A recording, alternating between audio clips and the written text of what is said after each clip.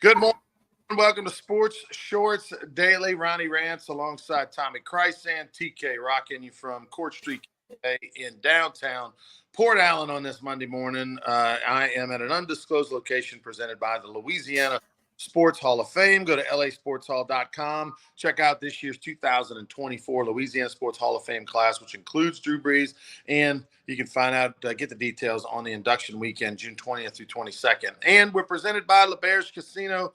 LeBear's Casino, busy weekend over there. I mean, they had a concert on a Sunday night. They had folks rocking and rolling with our Mardi Gras balls and everything going on. People were going there after hours at the Edge Lounge. It was popping over at LeBear's and will be on Sunday. No better place to watch the Super Bowl than the sports book at LeBear's Casino. Make your plans now. If you want to reserve one of those big seats, you need to do so now over at the Sportsbook at LeBear's. All right, TK. So today, much to get to. Good weekend for LSU men's and women's basketball. They both win blowout fashion, men by 20 plus, women by 40. We'll get to those. The Super Bowl, of course, is this week. 49ers still a 1.5 favorite, 2-point favorite, depending on where you get the line. Over under 47.5. We'll get Tommy's thoughts on that. New Orleans Saints finally have an offensive coordinator, Clint Kubiak. Is that not his father, Clint Kubiak? Does that excite you? I mean, has he called plays? I don't know. We'll get into that. Derek Carr has redone his contract to help, with salary cap and all that, which means Derek Carr is going to be the quarterback next couple of years. LSU, as we told you, the football had a giant fundraiser, NIL fundraiser on Saturday night. Brian Kelly, they had about 400, 500 people in the indoor facility at LSU football. Booger McFarland of ESPN, of course, was the host, and it was a great event, raised a lot of money. We'll talk why NIL is important. Tommy's got a story involving Alabama that you'll want to hear about. LSU baseball, less than 2 weeks away. This time next Monday, Tommy will have a report for you. He's going to be out there this weekend watching the scrimmages, and he'll have a report for you on Monday as to how LSU baseball is looking. It's all about pitching is what we're hearing. Pelicans host the Toronto Raptors tonight. 11.5-point favorite are the Pellies. And big news out of the SEC, Big Ten, how it could affect college football. This happened on Friday. You may not have noticed it. And with the Mardi Gras going on and everything going on, Tommy will tell you about it, what the future might be now. And also the PGA Tour, the Waste Management Phoenix Open starts on Thursday. Yours truly will be there. I'll give you a full report on Friday morning. Remember, Sports Shorts Daily tomorrow, not Wednesday. And then Friday morning, I'll be at the Phoenix Open, and I'll tell you about my experiences on Wednesday at the Pro-Am and Thursday on the 16th green on Thursday. I'll be there, the famous 16th hole, the most famous hole in golf, the par 3 16 at the Phoenix Open. I'll have a full report for you coming on Friday morning. But first, Tommy, let's start with the Super Bowl. What are your plans? Like, where are you going to watch it? I don't know that yet. A couple of people have said, hey, what are you doing? I'm like, I don't know yet. I got to figure it out. I know I'm going to bet the Chiefs. I know that. And, the line's sitting at 1.5, 49ers favorite. Ross Tucker, who's a former NFL player, has a huge podcast thing. He can't believe the Chiefs aren't favored. He had a big thing he put out the other day on that. I don't know where I'm going to watch the game. I will absolutely watch the game, and I won't miss a snap. So I'll have to reveal that, I guess, Friday when we do Sports Shorts Daily. But I don't know where I'm going to watch it yet. But I do know I'm going to bet on the Chiefs. And looking at a couple of – I may parlay the line and the money line. I'm looking at a few things. So the Chiefs opened up as a 2.5 point underdog. 40, yeah. And then it grew to 1. Then it went down to 1, and then now it's kind of back up to 1.5, 2. I would think if you're a Chiefs fan, take the line now, because I don't think it's going to go up. It's only going to go down for you. Well, most of the money that's bet on the Super Bowl happens next Friday, Saturday, and Sunday. And the game doesn't kick off till 5:30 Louisiana time. So the bulk of the money is going to come in that day. So you're right. So if you steadfast on now, the line's not going to move 3 or 4 points, but it's going to move a half a point or a point, maybe even a 1.5 in that couple hours before kickoff. So, if you're firm on something, like I really think the Chiefs are going to win the game. I'm probably going to place that bet tomorrow. And might get a little creative. And, everybody knows I'm a small, better guy, that $10, $20 guy, 30 if I feel good. Well, I'm going to go a lot higher than that in the Super Bowl because I feel strongly that the Chiefs are going to win. I'm just trying to create the most value for myself, which is what you do when you bet anyway. You try to find value and make money. So we'll see.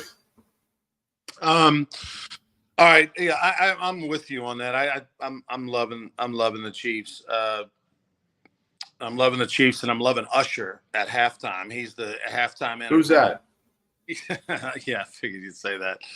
Reba McEntire is going to sing the anthem. You fired? Yeah, I am. That's really good. Reba, I like some Reba, but I never heard of Usher. Is the guy that shows you a seat in the movie theater back in the day. That's what I thought. Get you some spinach dip, warm it up in the microwave or something at halftime. New Orleans Saints hired Clint Kubiak as their offensive coordinator.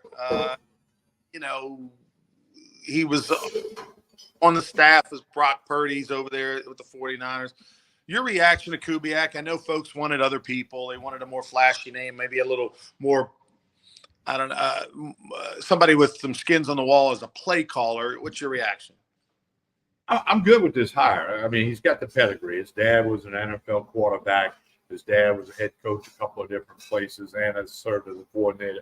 Kubiak played defensive back in college at Colorado State.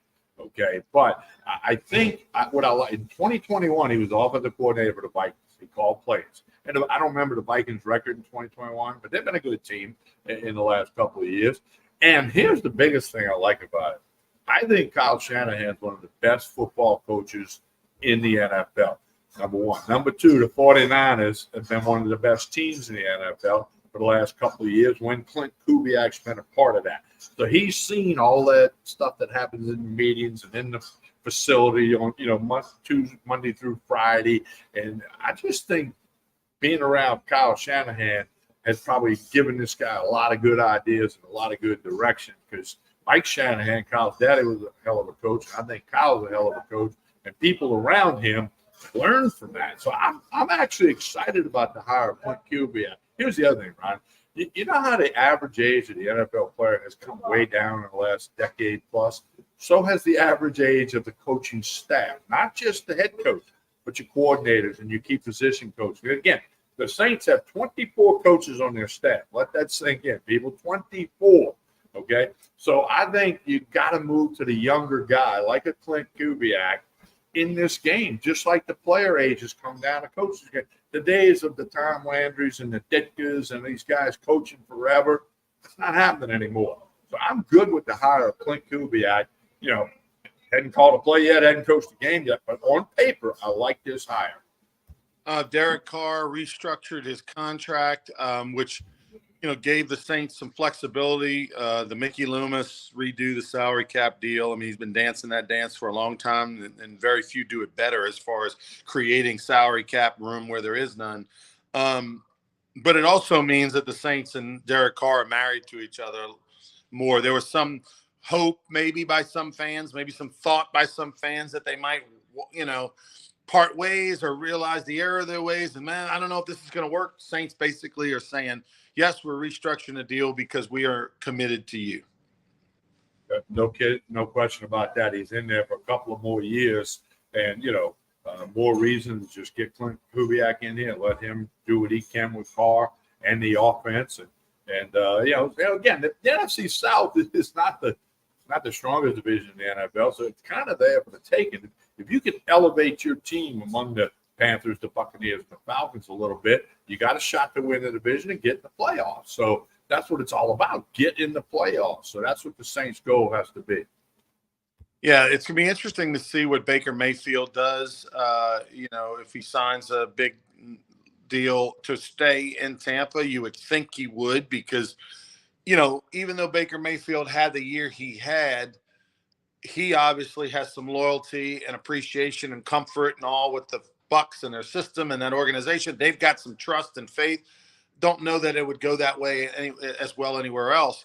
So do you believe Baker Mayfield is fixed and this is the guy that we thought he was going to be out of college, or was it a one-off kind of situation? That's because, like you said, the NFC South is still, I think, up in the air. Big news on Friday out of college football. Big Ten, SEC, Greg Sankey, who's the commissioner of the SEC, who you always say is like the czar of college football. Explain what went down Friday evening and why this is so important for college football, potentially. Ronnie, for a long time, Friday evenings was a news dump or a sports dump or a story dump. You put it in there because you figured by the time Monday came around, there'd be more stories at the top of the list. Basically, the SEC and the Big Ten have formed an advisory group, and then they sent a message to the NCAA saying, figure out this transfer portal thing, NIL, which the portal thing is more important, as you pointed out before we rolled tape today. Or we're going to go out on our own with our 32 teams, and we're going to invite 10 or 12 others to join us in some super conference or professional league, if you will. And look, TV contracts can be ripped up; they can be amended. That'll be the minor part of the deal. So they basically sent a message like, NCAA, clean up your act, or we're going to go out on our own in some way, shape, or form. Now everybody says, when? Okay, I think within 5 years. Okay, I don't think it's a this year thing. It's not a 2025 thing. There's too many T's to cross and I's to dot. But I think the mere fact that they said they would do this means they want to do this and will do this. It's just a matter of all of the meetings that have to take place, the contracts, the players. I mean, there's a lot of stuff. It's got layers and layers, and it's got many layers of layers. So I definitely think it's going to happen. But, it was a Friday thing, and I jumped all over it. I sent it to our team sports shorts text with Hunter and Derry and you. And, of course, I read it, and I read a lot of subsequent articles about it. I mean, this is clearly where it's going to go. It's going to take a couple of years, just like it took a couple of years to get a playoff, a 2-team playoff, and it took a bunch of years to get the 4-team, and it took a bunch of years to get the 12-team. Same thing here. It's going to take a bunch of years, but I think it will absolutely happen. It has to, because college football and college sports are in disarray now. Okay, it's a mess. And the NCAA has no leadership power. They got leadership. They have no power to do anything. And I mean, the cat's out the bag, the hay's in the barn, whatever you want to use. But I mean, I think this has got to happen. And then I think the rest of the college football world, for lack of a better word, the group of 5 or the smaller conferences, will be happy about it, because then they can compete, try to have playoff, try to win a championship. And you can, you got it in every other sport. Why not have more champions? Look at the LHSAA did, okay? And there was a lot of controversy about that, still is, but it has survived. That happened. LHSAA split in 2013. That's a long time ago. It's still split, okay, for the most part. There's a couple of minor, like Class B and C, that made some changes. But no, so, I mean, it is what it is, but it's coming because, money drives it all. You fall back to the almighty dollar that controls it all. And that's why this is going to happen. I hope it. I kind of at this point, Tommy, hope it happens, because the system is a disaster right now. They have to do something, and I want to see if the NCAA presidents can one time all get on the same page and do its best, or if not, let's just blow the thing up, have the haves, and then have a giant void between the haves and the have-nots. And let's just go superpower 40, 50, 60 teams, have it be the best TV in the world in the spring, and then all those other schools are going to die on the vine if they're on the out of it. So, and the other reason they have to separate, Ron, is because if you take the 32, even let's just say 48 presidents that want to do this, they'll get outvoted every day, because there are more presidents from all the schools, and then you get into Division II, Division III. Division III, Louisiana Christian, the former Louisiana College, they have the same vote that LSU has, okay, when it comes to this kind of stuff. So the big guys are going to lose. So therefore, they know, they're smart enough to know, we go out on our own, we'll invite those who we want to have followed. It's going to be based on your collective, your financial budget. And I mean, there's going to be a lot of things involved. And then I believe they'll even have a way to get somebody out of that association in that super group if they can't live up to what the super group needs. I mean, it's definitely going to. I'm like you. I want it to happen, and I want it to happen as soon as possible. It's just not going to be in the very near future. What I'm curious to see is if, in fact, the day comes where they do pull and extract 40, 50, 60 teams and do a super football conference thing, does Vanderbilt make the cut? Do they go, well, Well, that's I think the current, as we speak today, the current SEC and Big Ten teams will all make the cut. Okay, it's why the SEC went and grabbed Texas and Oklahoma. It's why the the Big Ten raided the Pac-12 and got UCLA and USC and all that, because then that's going to command the money dollars, the TV dollars, which TV is what fuels this whole thing, as we know. Peter King had an article that you saw that is tied to college football and maybe explains a little bit more why Nick Saban retired. Tell us about it. Yeah, I actually watched him this morning with Mike Florio on Pro Football Talk. That's a show that precedes Dan Patrick's show on Peacock. And he said, Peter King, who's been around forever, very credible, very reliable. He said his information was that numerous Alabama players, not a few, but numerous, went to Nick Saban after their season was done, said, okay, what's my NIL deal going to be next year? I need this. I want that.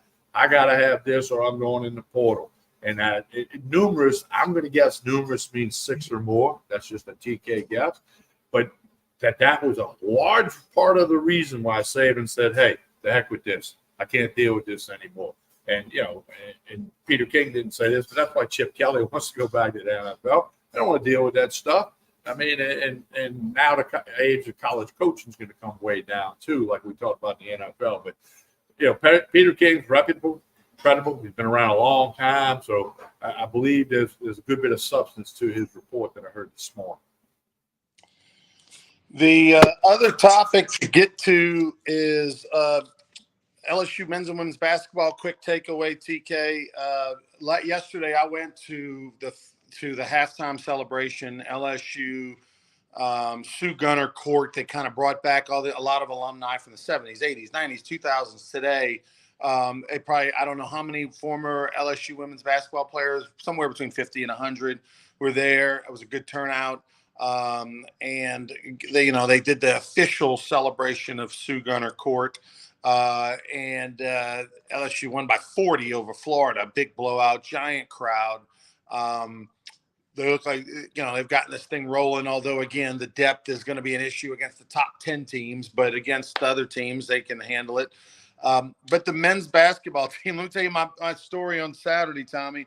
So LSU's men's basketball team, we're about to go to break. The game's going to start at 11 o'clock. So Sports Shorts Radio is 10 to noon on Saturday mornings. Around 10:45, 10:50, we're going to take a break. We'll be back with more Sports Shorts. I look over and Hunter McCann's going, got some news. And so before we go to break, what you got, Hunter? Breaking news. LSU's not going to start their point guard Cook. They're benching him due to coach's decision. He is not going to start. We don't know any further details, but LSU straw that stirs the drink. The guy who's got him 6-4 since his return. They're 3-1 to start the SEC play because of Cook. He is not going to start today. All right, we'll be back with more Sports Shorts right after this. It's 5 more minutes before tip. So what do you think I did, Tommy? I know what you did. I did it the night before. You bet Arkansas plus 6.5. I took Arkansas plus 5 at that point. I thought I was smart. I got in there before the line moved, before anything happened, before the bookies in Vegas even knew about it. And LSU wins by 20 plus. And Cook did play, but he got in the game when they were way up. Unbelievable. That's why they call it gambling. That's why they call it gambling. They don't call it winning. They call it gambling. So glad Hunter's all over that Twitter. Thank you, Hunter. Appreciate it. I did get it back though. In that afternoon, I got a tip to take the over on the Kansas game. I got it back, so it wound up being a push for the day. But man, unbelievable. All right, what's the over and under on times I'm going to see you on TV at the Phoenix? So, because you know where to stand, okay? You know that. So I'm bringing Mardi Gras beads, and I'm going to be wearing all that to try to get a little Mardi Gras love over there since it's Mardi Gras weekend. But I am going to be enjoying myself with my brother and some friends on the 16th hole, the most famous hole in golf. You mentioned Pro-Am. Are y'all playing in the Pro-Am? No. I am playing. We're leaving tomorrow tomorrow, and we get in time to where I have a 2:45 p.m. tee time at Troon North, playing Troon North, the Pinnacle course. I've So been there. like stretch a little and then go get it. It's been a couple months since I played, Tommy. So I got. Have you ever played in the pro-am in the PGA? I have not. No.